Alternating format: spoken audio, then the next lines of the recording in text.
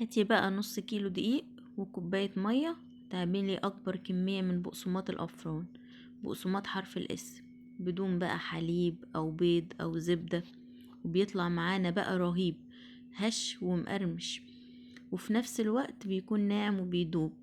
أي حد هيشوف الفيديو ده هيقوم يعمله حالا. مش هطول عليكم كتير، بس قبل ما أبدأ ما تنسوش بقى لايك للفيديو، لأن اللايك بيدعمني وبيشجعني إني أكمل معاكم، وعشان بقى نعمل بقسماط الأفران ويطلع معانا بالشكل الرهيب ده بمكونات كلها سهلة وبسيطة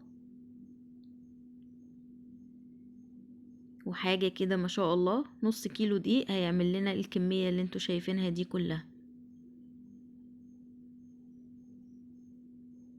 يا ريت لو اول مرة تشوفونا ما تنسوش تعملوا لايك للفيديو واشتراك للقناة عشان يوصلك اي فيديو انا بعمله.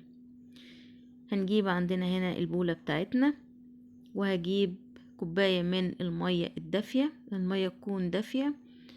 دي كوباية، ده مج الشاي العادي. وعندي هنا معلقة كبيرة ممسوحة من الخميرة، هضيف لها معلقتين كبار من السكر، وعندي هنا كمان نص كوباية من الزيت، عليهم معلقتين من السمنة، وابتدي ادوب الكلام ده كله مع بعضه. هقلبه كويس قوي لحد ما يوصل للقوام ده.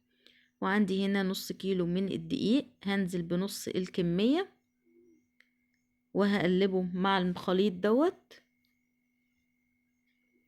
وبعد كده هبتدي انزل بباقي الخليط. تمام اهو، ابتدي نعجن كده الخليط كله مع بعضه عجن كويس.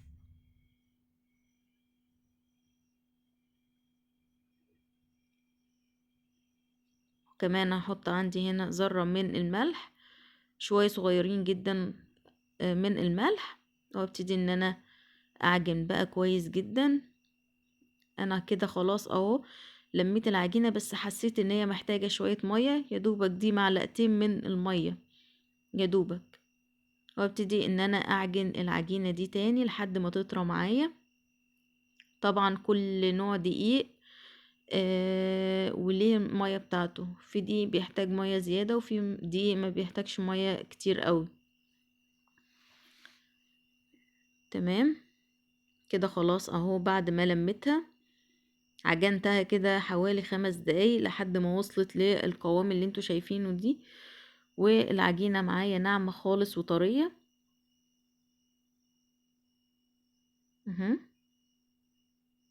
هبتدي ان انا اسيبها بقى، هغطيها واسيبها ترتاح لمدة نص ساعة.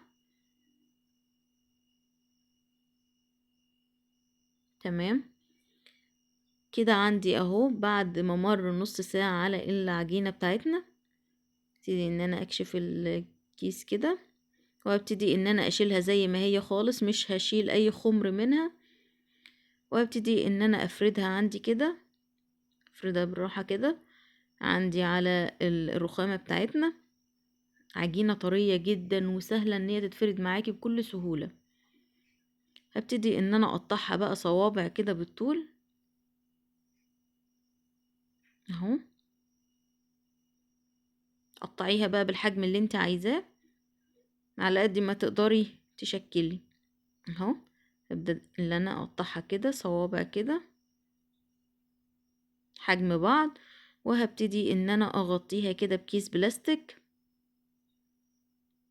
اهو، واركنها على جنب. انا عندي هنا بقى البقسماط بتاعتنا، عندنا كده كوباية من البقسماط المتحمص، وهبتدي ان انا اضيف عليه معلقتين كبار من السكر، وكمان هضيف لهم 3 معالق من المية عشان البقسماط عندي يمسك على العجينة كده اهو. زودت 3 معالق من المية، وهقلب بقى السمسم كويس قوي لحد ما السمسم كله يتغلف بالمية. الحركة دي بنعملها علشان السمسم يثبت على العجينة. هبتدي اجيب بقى العجينة بتاعتنا اهو، نبتدي ان احنا نفردها كده. ايوه نلفها كده ونفردها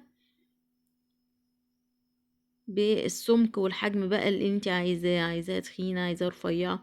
ابتدي ان انا اقسمها كده بالسكينة، وابتدي ان انا احطها في السمسم والفها كده. السمسم هيقوم ماسك معايا على طول على العجينة زي ما انتوا شايفين كده اهو. سهلة وبسيطة ومش هتاخد معاكي اي وقت خالص، حاجة كده ما شاء الله تحفة. هبتدي ان انا اشكلها بقى الحرف الاس، وهتطلع كمان احلى وانضف من الافران، على اقل حاجة ضمناها وعاملاها بايدك ومش مكلفة جدا اهو. ابتدي ان انا اعمل الحرف كده اهو تمام. هنعمل بقى الكميات كلها مع بعضها. هلف انا رول اهو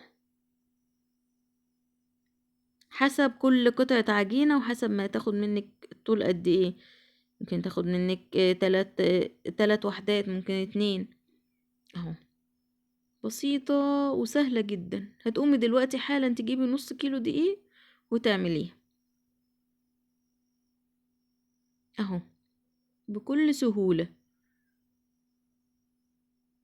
مش بتاخد وقت خالص. اهو شايفين؟ برص عندي هنا في الصاج بتاعي عادي مش مدهون اي حاجة خالص. تمام. هبدأ اعمل الحروف بتاعتنا اهو تمام كده اهو. خلص بقى الكمية بتاعتنا كلها اهو. شايفين؟ اسهل من كده مفيش.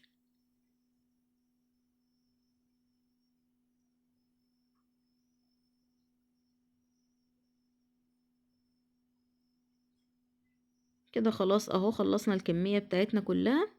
هبتدي ان انا اسيبها بقى نص ساعة كمان عشان تخمر. ما شاء الله النص كيلو عمل معايا كمية كويسة جدا، حاجة كده اللهم بارك اهو. قومي بقى هاتي نص كيلو دقيق وده في بيتك، واعملي لولادك حاجة سهلة وبسيطة ومش هتاخد منك اي وقت. كده خلاص اهو عندي بعد ما عدى نص ساعة كده اختمر اهو. طبعا انا مشغلة الفرن مسبق التسخين، بندخلها على فرن على الرف المتوسط اللي في الوسط، فبتاخدش وقت خالص 35 دقيقة كده. بشغل من تحت بس، واول ما احس ان هي خلاص استوت بقوم مشغلة الشواية من فوق، وبتطلع بالجمال ده. ما بتاخدش 35 دقيقة في الفرن، بس طبعا عينك عليها كل شوية تفتحي وتشوفي اهو. شايفين الجمال؟ حاجة كده اللهم بارك، سهلة وبسيطة ومش بتاخد اي وقت خالص معانا اهو. شايفين الجمال؟ ما شاء الله. وعملوا معانا كمية بسم الله ما شاء الله زي ما انتوا شايفين كده.